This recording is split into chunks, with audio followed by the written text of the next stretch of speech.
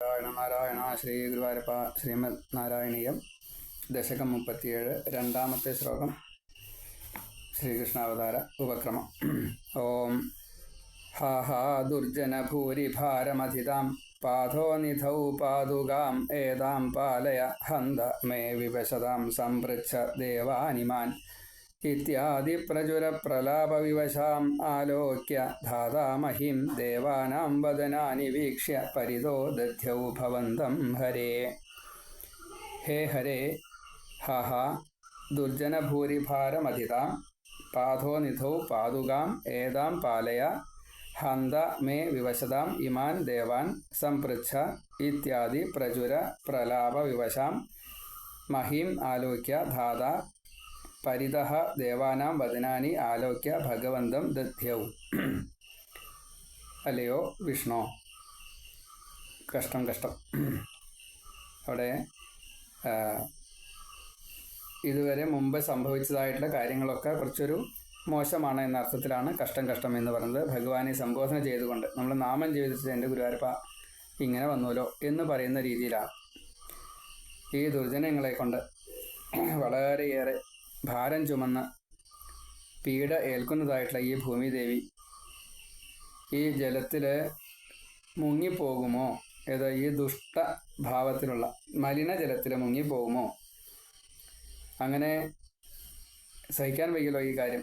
അപ്പം അതിനെ രക്ഷിക്കാൻ എന്നാൽ കഴിയാവുന്നത് ഞാൻ ചെയ്യണം എന്നുള്ള ഒരു ധാരണയിൽ ഈ ഭൂമി അവിടെ ആവശ്യപ്പെടുന്നുണ്ട്. രക്ഷിച്ചാലും അതേപോലെ തന്നെ ഈ ഭൂമിയെ ഭഗവാനെ അങ്ങ് രക്ഷിക്കണേ എന്ന് ബ്രഹ്മാവ്, ദേവന്മാർ എല്ലാവരും ഭഗവാനോട് പ്രാർത്ഥിച്ചു.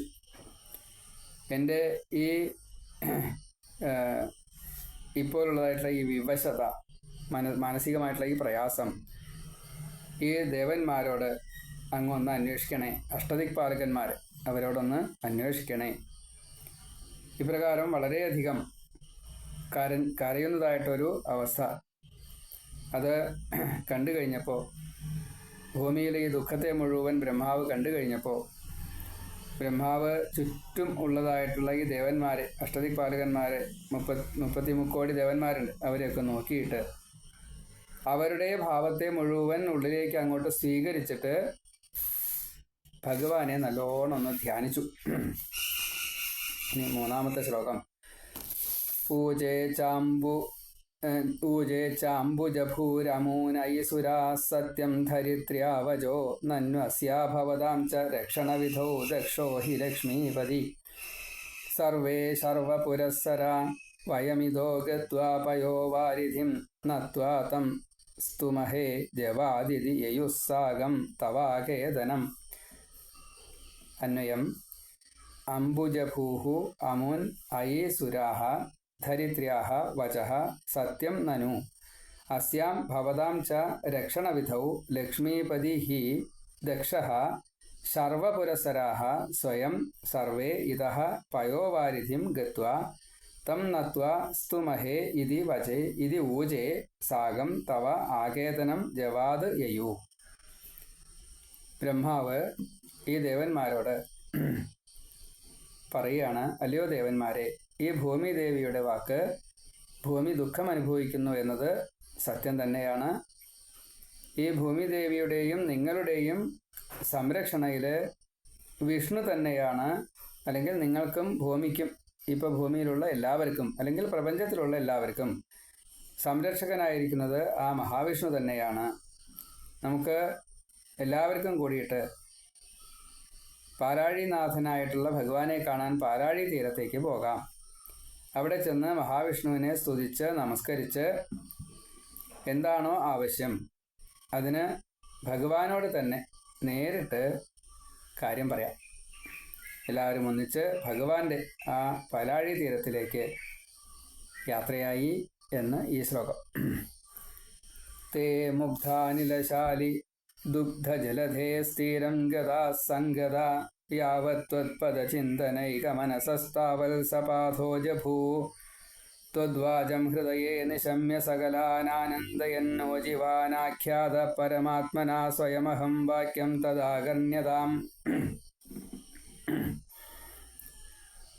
അപ്പോൾ ത്വത് പദചിന്തന ഏക മനസഹ. ഭഗവാന്റെ തൃക്കാലുകളെ മാത്രം ധ്യാനിക്കുന്നതായിട്ടുള്ളൊരു അവസ്ഥയിൽ നമ്മൾ എത്തണം. ഇവരൊക്കെ അങ്ങനെ ആയിപ്പോയി. അങ്ങനെ ഭഗവാനെ മാത്രം ചിന്തിക്കുക എന്ന ഒരവസ്ഥയിൽ ആ അവരെല്ലാവരും കൂടിയിട്ട് ഒത്തുചേർന്ന് എപ്പോഴാണോ ഈ അതിമനോഹരമായിട്ടുള്ള കാലാവസ്ഥയും പഞ്ചേന്ദ്രിയങ്ങളെ സുഖിപ്പിക്കുന്നതായിട്ടുള്ള നല്ല സുഗന്ധം, പൂക്കളുടെ തേന്, അതേപോലെ പൊടി, അതൊക്കെ നല്ല സുഗന്ധമായിട്ട് ഇങ്ങനെ വരുന്നു, ഗന്ധം, അതേപോലെ നല്ല തണുത്ത കാറ്റ്, അപ്പോൾ തൊലിക്ക് സുഖമായി, നല്ല കാഴ്ച, അപ്പോൾ കണ്ണിന് സുഖമായി, ഇങ്ങനെ പഞ്ചേന്ദ്രിയങ്ങളെ മുഴുവൻ പണ്ടുകളിനെ ഓങ്കാരം ജപിക്കുമ്പോൾ അപ്പോൾ ചെവിക്ക് സുഖമായി, ഇങ്ങനെ പഞ്ചേന്ദ്രിയങ്ങളെയും മനസ്സിനെയും ഒരേപോലെ സന്തോഷിപ്പിക്കുന്ന ഒരു തീരമാണ് പാലാഴി തീരം. വൈകുണ്ഠം എന്ന് പറഞ്ഞു കഴിഞ്ഞാൽ അവിടെ ഒട്ടുമില്ല ദുഃഖം, അങ്ങനെയാണ്. അവിടേക്ക് എത്തിക്കഴിഞ്ഞപ്പോൾ ആ ബ്രഹ്മാവ് ഭഗവാന്റെ അടുത്തെത്തി ഭഗവാനെ സ്തുതിച്ചു. കൂട്ടപ്രാർത്ഥനയാണ് ചെയ്തത്. ബ്രഹ്മാവിനെ മുൻനിർത്തി എല്ലാവരും കൂടിയിട്ടാണ് ചെയ്തത്. അത് കേട്ടതായിട്ടുള്ള ഭഗവാൻ ബ്രഹ്മാവിനോട് തന്നെ അതിൻ്റെ കാര്യം നേരിട്ട് പ്രത്യക്ഷപ്പെട്ട് പറയല്ല ഉണ്ടായത്, മറിച്ച് ഉള്ളിൽ തോന്നിപ്പിക്കുകയാണ് ഉണ്ടായത്. അത് ഉള്ളിൽ നല്ലോണം മനസ്സിലായി കഴിഞ്ഞപ്പോൾ ബ്രഹ്മാവ് ദേവന്മാരെ വിളിച്ചിട്ട് പറഞ്ഞു, പരമാത്മാവായിട്ടുള്ള വിഷ്ണു എന്നോട് ഇപ്രകാരം പറഞ്ഞു. എന്തൊക്കെയാണ് പറഞ്ഞത് എന്നുള്ളത് കേട്ടോളൂ. ത്വത് പദ ചിന്തന ഐകമനസഃ തേ സംഗതാഃ യാവത് മുഗ്ധ അനിലശാലി തീരം ഗതാഃ താവത് സഹ പാദോജഭൂഃ ത്വദ്വാചം ഹൃദയേ നിശമ്യ സകലാൻ ആനന്ദയൻ ഊജിവാൻ അഹം പരമാത്മന സ്വയം ആഖ്യാത തത് വാക്യം ആകർണ്യതാം എന്ന് അന്വയം. ഇനി 5-ാമത്തെ ശ്ലോകം. ജാനേ ദീനദശാമഹം ദിവിഷദാം ഭൂമേശ്ച ഭൂമേർനൃപൈ തൽക്ഷേപായ ഭവാമി യാദവകുലേ സോഹം സമഗ്രാത്മന ദേവാ വൃഷ്ണികുലേ ഭവന്തു കലയാ ദേവാംഗനാശ്ചാവനൗ മത്സേവാർത്ഥമിതി ത്വദീയവചനം പാഥോജഭൂരൂജിവാൻ. അഹം ഭീമൈഃ നൃപൈഃ ദിവിഷദാം ഭൂമേഃ ച ദീനദശാം ജാനേ സഹ അഹം തൽക്ഷേപായ സമഗ്രാത്മന യാദവകുലേ ഭവാമി ദേവാഃ ദേവാംഗനാഃ ച മത്സേവാർത്ഥം കലയാ അവനൗ വൃഷ്ണികുലേ ഭവന്തു ഇതി പാഥോജഭൂ ത്വദീയവചനം ഊജിവാൻ. ഭഗവാൻ പറഞ്ഞു, ഭഗവാൻ ഈ ഭീകരമായിട്ടുള്ള രാജാക്കന്മാരാൽ ദേവന്മാർക്കും ഭൂമിക്കും ഉണ്ടാക്കിയതായിട്ടുള്ള ഈ സങ്കടകരമായിട്ടുള്ള ഈ അവസ്ഥയെ നല്ലവണ്ണം അറിയുന്നുണ്ട്. ഭഗവാൻ ബ്രഹ്മാവിനോട് പറഞ്ഞത് ബ്രഹ്മാവ് ദേവന്മാരോട് പറഞ്ഞു, എനിക്കെല്ലാം മനസ്സിലാവുന്നുണ്ട്. ഈ ദുഷ്ടത ചെയ്യുന്നത് ആരൊക്കെയാണെന്നും അവരുടെ ലക്ഷ്യം എന്താണെന്നും ഒക്കെ മനസ്സിലാവുന്നുണ്ട്.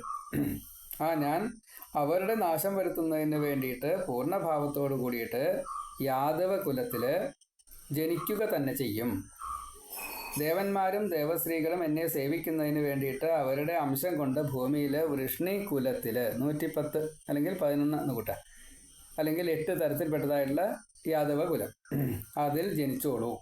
ഇങ്ങനെ അംശം കൊണ്ട് ദേവന്മാർക്ക് പൂർണ്ണമായിട്ടുള്ളൊരു സാന്നിധ്യം ഭൂമിയിൽ എൻ്റെ ലീല കാണുവാൻ വേണ്ടിയിട്ട് ഞാൻ ഇതാ അനുവദിക്കുന്നു. വേണമെങ്കിൽ ജനിച്ചോളൂ, പങ്കുചേരാം. നിങ്ങളില്ലെങ്കിലും ഞാൻ കാര്യം നടത്തും. ശ്രീരാമൻ അങ്ങനെയല്ലാതെ ഞാൻ അവിടെ മർത്യനായിട്ട് വരും, നിങ്ങളെല്ലാവരും വാനരന്മാരായിട്ട് വരണം, രാവണവധത്തിന് നിങ്ങളെല്ലാവരും എന്നെ സഹായിക്കണം, നിങ്ങളുടെ സഹായത്തിന് നിങ്ങൾക്ക് പ്രതിഫലം കിട്ടും എന്ന് പറഞ്ഞുകൊണ്ടാണ്. ഹനുമാനെ സ്മരിക്കാതെ കണ്ട് രാമായണം വായിക്കാൻ പോലും പാടില്ല.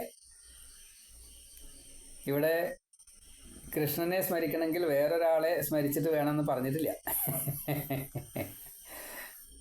കൃഷ്ണനിൽ നിന്നും മേടിച്ച അനുഗ്രഹത്തെ വരമായിട്ട് സ്വീകരിച്ചതായിട്ട് അനവധി ഭക്തന്മാരുടെ കഥകൾ പറഞ്ഞിട്ടുണ്ട്. അത്രയേ ഉള്ളൂ. അപ്പോൾ കൃഷ്ണൻ്റെ വരവിനും രാമൻ്റെ വരവിനും തമ്മിൽ നല്ല വ്യത്യാസമുണ്ട്. നിങ്ങൾ വേണച്ചാൽ വന്നോളൂ. അപ്പോൾ ബ്രഹ്മാവ് ഇങ്ങനെ പറഞ്ഞു. അപ്പോൾ രാമായണ കഥ നല്ലോണം ഓർമ്മ വന്നു ദേവന്മാർക്കേ. അവർ വേഗം ചാടിപ്പോയപ്പെട്ടു, ഇവിടെ വന്ന് അവതരിച്ചു. ആറാമത്തെ ശ്ലോകം. ശ്രുത്വാ കർണരസായനം തവ വചഃ സർവേഷു നിർവാപിതസ്വാന്തേഷ്വീശഗതേഷു താവക കൃപാപീയൂഷ തൃപ്താത്മസു വിഖ്യാതേ മഥുരാപുരേ കില ഭവൽ സാന്നിധ്യ പുണ്യോത്തരേ ധന്യാം ദേവകനന്ദനാമുദവഹത് രാജാ സശൂരാത്മജാം. അല്ലയോ ഈശ, സർവേഷു കർണരസായനം തവ വചഃ ശ്രുത്വാ നിർവാപിത സ്വാന്തേഷു താവക കൃപാ പീയൂഷ തൃപ്താത്മസു ഗതേഷു ശൂരാത്മജഃ സഹ രാജ ഭവൽ സാന്നിധ്യ പുണ്യോത്തരേ വിഖ്യാതേ മഥുരാപുരേ ധന്യാം ദേവകനന്ദനാം ഉദവഹത് കില.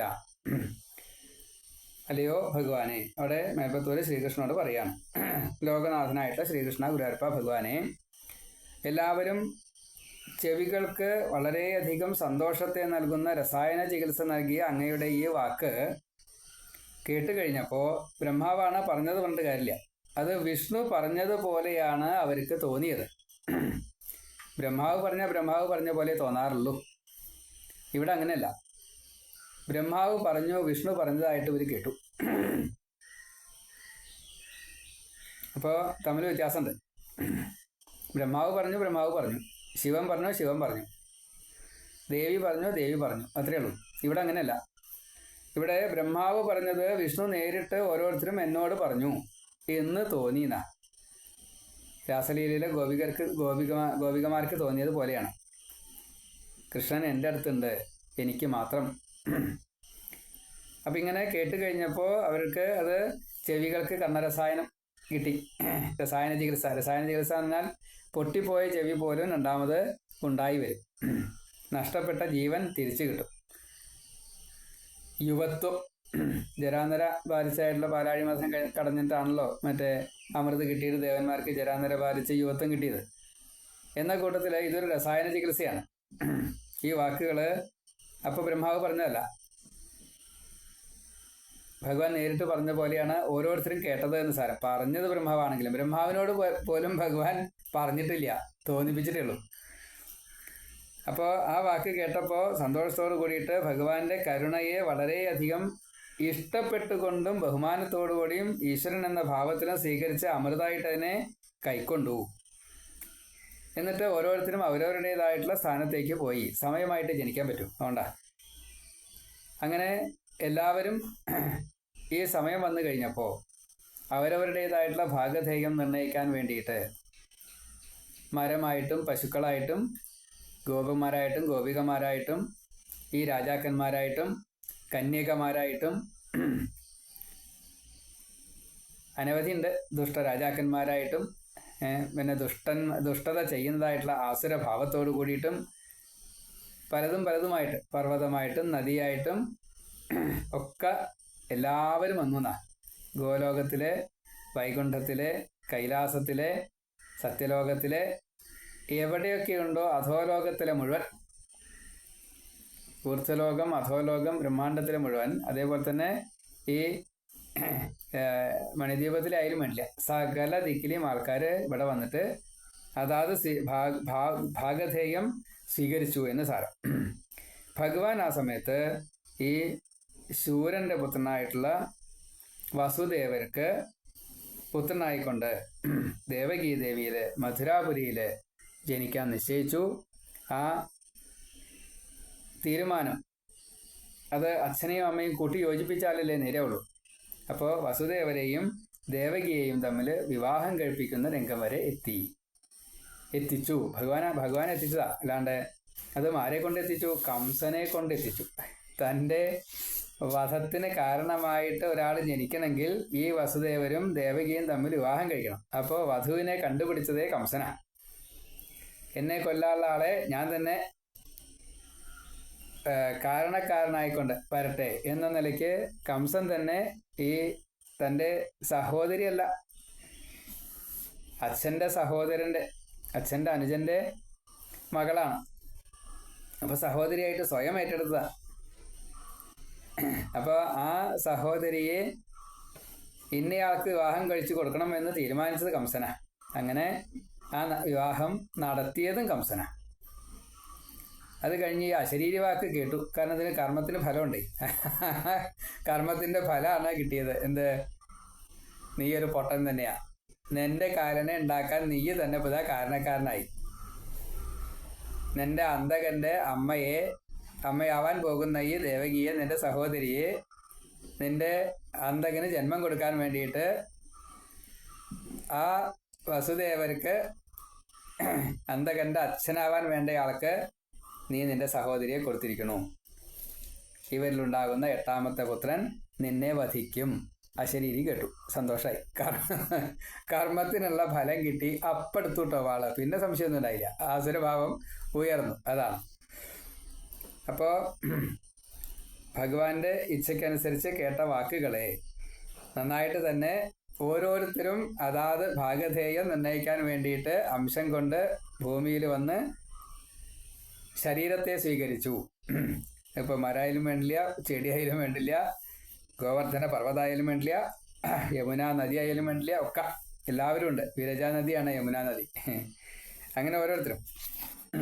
കൃഷ്ണസ്തു ഭഗവാൻ സ്വയം ആണ്. അപ്പോൾ ആ ഭഗവാനെ സ്വീകരിക്കാൻ ഇങ്ങനെയൊക്കെ വന്നാലേ കിട്ടുള്ളൂ. അതുകൊണ്ടാണ് ഉദ്വാഹാവസിതൗ തദീയ സഹജകം സോധ സമ്മാനയന്നേതൗ സൂതതയാ ഗതഃ പഥിരഥേ വ്യോമോത്ഥയാ തുൽഗിര അസ്യാസ്വാമതിതുഷ്ടമഷ്ടമസുതോ ഹന്തേരി ഹന്തേരിതഃ സന്ത്രാസാൽസതു ഹന്തുമന്തികഗതാം തന്മീം കൃപാണീമധാത്.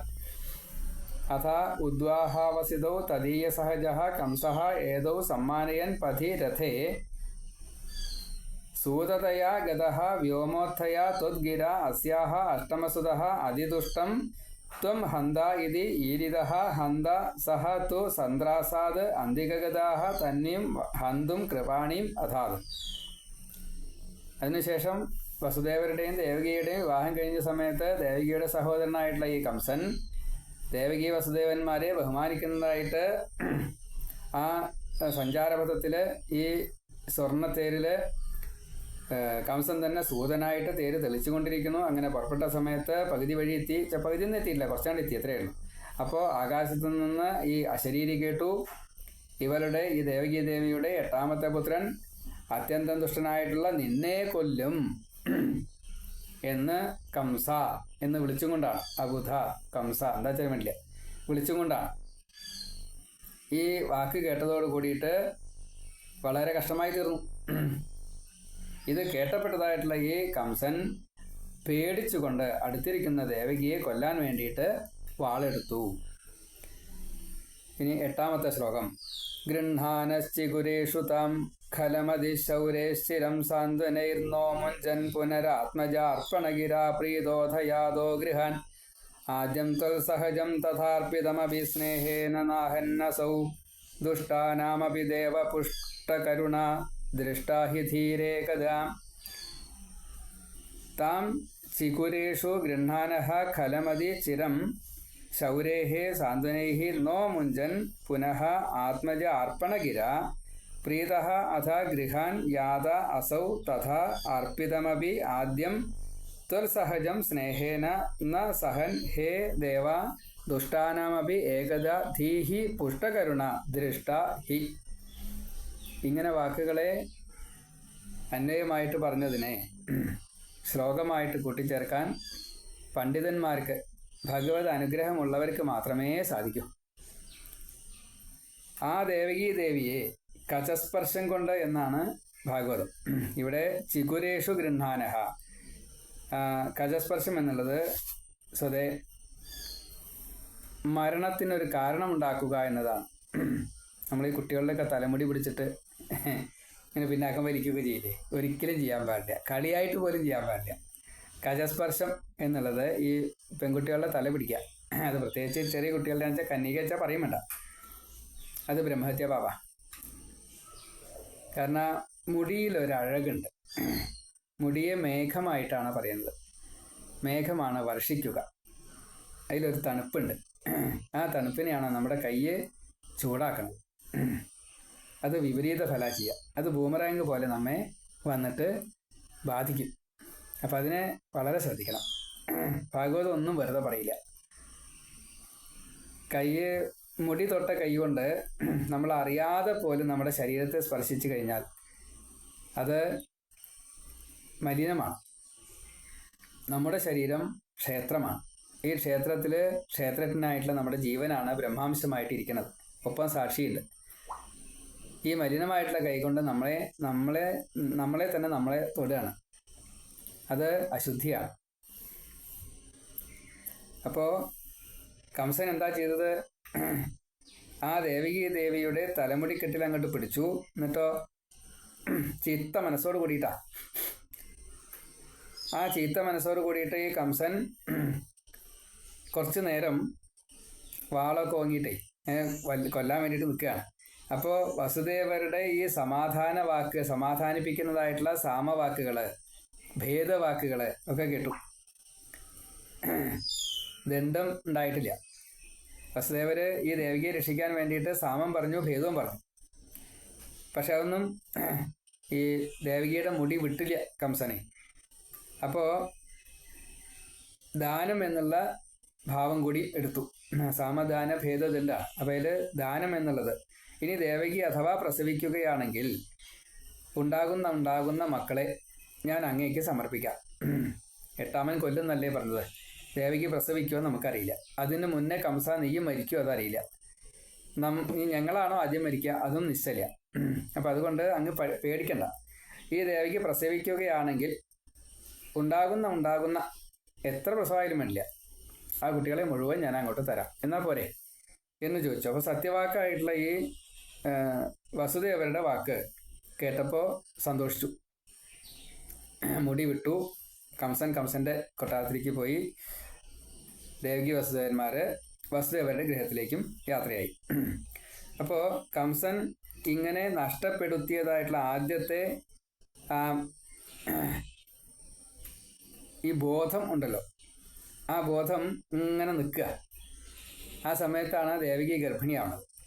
അപ്പോൾ ആദ്യത്തെ പുത്രനുണ്ടായപ്പോൾ കീർത്തിമാൻ എന്ന് പേരിട്ടിട്ട് കംസർ കൊണ്ടുപോയിട്ട് കൊടുത്തു വസുദേവര്, കൊന്നോളൂ എന്ന് പറഞ്ഞിട്ട്. അപ്പോൾ ആ സഹോദരനെ കൃഷ്ണന്റെ സഹോദരനാവാൻ ജനിച്ചിട്ടില്ല. അപ്പോൾ കൃഷ്ണന്റെ സഹോദരനാവാനുള്ള ആളാ. ആ ഉണ്ണിയെ കീർത്തിമാനെ കണ്ടു കഴിഞ്ഞപ്പോൾ കൗതുകം, നല്ല സൗന്ദര്യം. മാത്രമല്ല ദേവിക്ക് അത്ര ഇഷ്ടമാണ്. അപ്പോൾ ദേവിക്ക് ഇഷ്ടമാണ്, വസുദേവരെ അത്ര ഇഷ്ടമാണ്. എന്താ കാരണം? അത്ര ജ്ഞാനിയാണ്, സൽസ്വഭാവിയാണ്, സത്യവാക്കാണ്.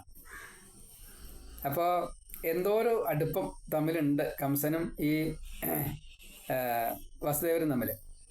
അതുകൊണ്ടാണ് ഇഷ്ടയായിട്ടുള്ള ദേവകിയെ ഈ വസുദേവരേക്ക് വിവാഹം കഴിച്ചു കൊടുക്കാനുള്ള കാരണം. അതുകൊണ്ട് ഈ സ്നേഹം കാരണം കൊണ്ട് അത് ഉണ്ണിയുടെ ഒരു കൗതുകവും അത് കണ്ടു കഴിഞ്ഞപ്പോൾ വിട്ടു. ഇതിനെ വേണ്ട, കൊണ്ടുപോയിക്കോളൂ. ഇവനല്ലല്ലോ എന്നെ കൊല്ലുക, അത് എട്ടാമനല്ലേ. അപ്പം ഇങ്ങനെ സത്ത് കണ്ടു കഴിഞ്ഞാൽ ദുഷ്ടന്മാർക്ക് പോലും ഈ സത്തിലേക്ക് കുറച്ചൊരു ചായ്വുണ്ടാവും. ആ ചായ്വിനെ അവിടെ ഭഗവാൻ ശരിക്കും കംസനെ കൊണ്ടൊന്ന് അനുഭവിപ്പിച്ചു. എന്നിട്ട് ഭഗവാന്റെ കരുണയായിട്ട് അതിനെ ഒന്ന് മാറ്റി. അപ്പം എന്താ വെച്ചാൽ ഈ പ്രാരബ്ധം ഇങ്ങനെ വേഗം തീർന്നു കിട്ടുക. ഇനി ഈ ഓരോ കൊല്ലം തോറും ഓരോ പ്രസവം നടക്കും. അപ്പോൾ ഒരു 7 കൊല്ലം അങ്ങനെ പോകും. കൃഷ്ണൻ്റെയും കൂടി ആകുമ്പോൾ 8ാമത്തെ കൊല്ലമായി. അങ്ങനെ 8 കൊല്ലം കഴിഞ്ഞ് പിന്നെ ഭഗവാൻ വീണ്ടും ഒരു 11 വർഷം ഇവിടെ അമ്പാടിയിൽ താമസിക്കും. 11, 7, 18. പിന്നത്തെ കൊല്ലത്തിൽ 18 കൊല്ലം കഴിഞ്ഞ് 19ാമത്തെ കൊല്ലത്തിൽ കംസനെ വധിക്കുകയാണ്. 18 എന്നുള്ളത് ജയമാണ്, 19 എന്നുള്ളത് മുക്തിയാണ്. അപ്പം ഇപ്പം തന്നെ അതിന് എന്ത് വേണം? പുണ്യത്തെ ഇങ്ങനെ കൊടുക്കണം. ആ പുണ്യത്തിൻ്റെ ആദ്യപടിയാണ് ഒരു ശത്രുവാകാൻ പോകുന്ന ഒരാളാണ്. ശത്രുവിനെ മുളയിലെ നുള്ളിക്കളയണം. ഇത് വസുദേവരാൽ സമ്മതിക്കപ്പെട്ടതാണ്. കംസനത് ചെയ്യേ വേണ്ടു, വളരെ നിസ്സാരമാണ്. പക്ഷേ ചെയ്തില്ല. കാരണം ഈ പ്രാരബ്ധം തീർക്കണ്ടേ. അപ്പം ഇനി കുറച്ച് പുണ്യം വേണം. അത്ര ദുഷ്ടനാണ്. അപ്പം ആ ദുഷ്ടത ഇപ്രകാരത്തിൽ തീർന്നോട്ടെ എന്ന് വിചാരിച്ച് ഒരു തവണ കരുണ അങ്ങനെയാണ്. കരുണ അത്രേ വേണ്ടു. അപ്പോൾ ഈ കരുണ കിട്ടി. ഭഗവാന്റെ കരുണ ഇപ്രകാരത്തിൽ ഈ കംസനിലേക്ക് പകർന്നു കൊടുക്കപ്പെട്ടു.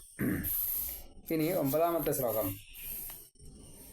താവത്വന്മനസൈവ നാരദമുനി പ്രോജേ സ ഭോജേശ്വരം യൂയം നന്വസുരാസുരാശ്ച യദവോ ജാനാസി കിം ന പ്രഭോ മായാവീ സ ഹരിർഭവദ്വധകൃതേ ഭാവി സുരപ്രാർത്ഥനാത് ഇത്യാകർണേതൂൻ അദൂധുനത് അസൗ ശൗരേശ സൂനൂനഹൻ. താവത് ത്വൻ മനസായേവ സഹ നാരദമുനി ഭോജേശ്വരം പ്രോജേ. ഹേ പ്രഭോ, യൂയം അസുരാഹ നനു യാദവാഹ സുരാഹ ച കിം ന ജാനാസി മായാവി സ ഹരിഃ സുരപ്രാർത്ഥനാത് ഭവദ്വധകൃതേ ഭാവി ഇതി ആകർണ്യ അസൗ യദൂൻ അദൂധുനത് ശൗരേഹ പുത്രാൻ അഹൻ ച. ഇവിടെ പ്രഭോ എന്നാണ് വിളിച്ചത് എങ്കിലും പ്രഭോ എന്ന് വിളിച്ചത് അവിടെ അബുധ എന്നാണ് ഭാഗവതത്തിൽ. ഈ സമയത്ത് ഭഗവാന്റെ ഇച്ഛ കാരണം കൊണ്ട് ത്രികാലനായിട്ടുള്ള ആ നാരദ മഹർഷി കംസന്റെ അടുത്ത് ചെന്നിട്ട് അബുധ എന്നാണ് വിളിച്ചത്. ഇവിടെ ഈ അബുധ എന്നാകുമ്പോൾ 3 അക്ഷരം വേണം. പ്രഭോ എന്നാകുമ്പോൾ 2 അക്ഷരമേ വേണ്ടൂ. പിന്നെ ഇപ്പോൾ കംസൻ സ്വതേ രാജാവായിട്ട് ഇരിക്കുകയാണ്. അപ്പോൾ പ്രഭോ എന്ന് വിളിച്ചാൽ അതിനൊരു കാരണമുണ്ട്. തനിക്ക് അർഹതയില്ലാത്തതായിട്ടുള്ള ഈ സ്ഥാനം അച്ഛനെ കാരാഗ്രഹത്തിലിട്ടിട്ട് ആ സ്ഥാനം സ്വയം വഹിക്കുക. അപ്പോൾ ആ സ്ഥാനത്തിന് അർഹതയില്ലാത്തയാളാണ് അവിടെ ഇരിക്കണത്. കളിയാക്കിയിട്ടാണ് പ്രഭോ എന്ന് വിളിച്ചത്. പ്രഭു അല്ല യഥാർത്ഥത്തിൽ. അപ്പോൾ അതുകൊണ്ട് ചെറിയൊരു സന്തോഷം ഉണ്ടായത്. എനിക്ക് അർഹതയില്ലെങ്കിൽ എന്നെ വിളിക്കണ്ടല്ലോ, ഞാൻ പ്രഭുവാണല്ലോ എന്ന് നാരദനെ പോലുള്ള ഒരാളെ വിളിക്കണതേ. അപ്പോൾ മേൽപ്പത്തൂർ കരുതി കൂട്ടിയിട്ടാണ് അബുധ എന്ന് വേണ്ട, ഹേ പ്രഭോ എന്നുള്ളതിന് 3 അക്ഷരം വേണം. അവിടെ അബുധ എന്നുള്ളതിനും 3 അക്ഷരമേ ഉള്ളൂ. അപ്പോൾ സംയോജനം ഇങ്ങനെ മതി, അതാ നേരെയാവുക എന്ന് വിചാരിച്ചിട്ടാണ്. ഏതായാലും ഇങ്ങനെ വിളിച്ചു കഴിഞ്ഞപ്പോൾ കംസരാജാവിന് ഇതാരാത് എന്ന് തോന്നിക്കഴിഞ്ഞപ്പോൾ നാരദനെയാണ് കണ്ടത്.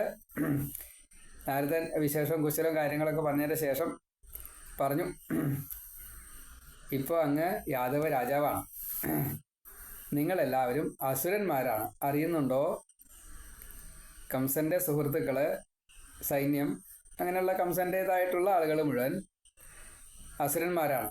വസുദേവരെ തൊട്ടുള്ള ഓരോരുത്തരും ഉഗ്രസേനൻ ഉൾപ്പെടെയുള്ളവരൊക്കെ ദേവന്മാരാണ്. ആ മായ കാണിക്കുന്നതായിട്ടുള്ള ഈ മഹാവിഷ്ണു ദേവന്മാരുടെ പ്രാർത്ഥന അനുസരിച്ചാണ് അങ്ങയുടെ വധത്തിന് വേണ്ടിയിട്ട് 8ാമനായിട്ട് ജനിക്കാൻ പോണത്. അത് അശരീരന്ന് കേട്ടില്ലേ അങ്ങ്? ആ വാക്ക് കേട്ടിട്ടും എന്തുകൊണ്ട് കംസൻ ഈ യാദവന്മാരെ മനസ്സിലാക്കുന്നില്ല? അവരവരുടെ സ്ഥാനങ്ങളിൽ നിന്ന് ഇതെല്ലാം അറിയണ്ടേ? യദൂൻ യാദവന്മാർ എല്ലാവരും അദൂധുനത് അവരുടെ സ്ഥാനത്ത് നിന്നെല്ലാം മാറ്റുകയും ശൗരേഹെ വസുദേവരുടെ പുത്രന്മാരെ അഹൻച വധിക്കുകയും ചെയ്തു. അതായത് ഓരോരുത്തർക്കും ഓരോരോ സ്ഥാനങ്ങൾ കൽപ്പിച്ചു കൊടുത്തിട്ടുണ്ട്. ഭരിക്കാൻ മന്ത്രി, സൈന്യം, കലവറ, ഭണ്ഡാരം, ഡ്യൂട്ടീസ്, പല ചുമതലകളുണ്ട്. ആ ചുമതലയിൽ നിന്ന് ഈ അസുരന്മാരല്ലാത്തതായിട്ടുള്ള ദേവവർഗം, സാത്വിക കാര്യങ്ങൾ ചെയ്യുന്നവരെ മുഴുവൻ അധികാര സ്ഥാനങ്ങളിൽ നിന്ന് അങ്ങോട്ട് മാറ്റി.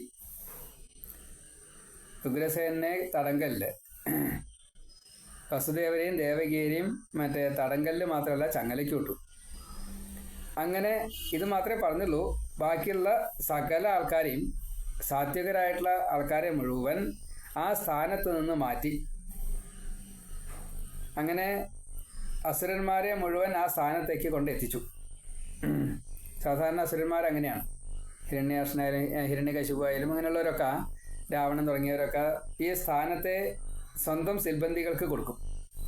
അഷ്ടദിക്പാലകത്വം ഒക്കെ ഉണ്ടല്ലോ. ഇവിടെ ഇപ്പോൾ അഷ്ടദിക്പാലകത്വം ഇല്ല, കാരണം മർത്യഭാവത്തിലാണ്. അപ്പം അതുകൊണ്ട് ആ രീതിയിലാണ് ഭരണം.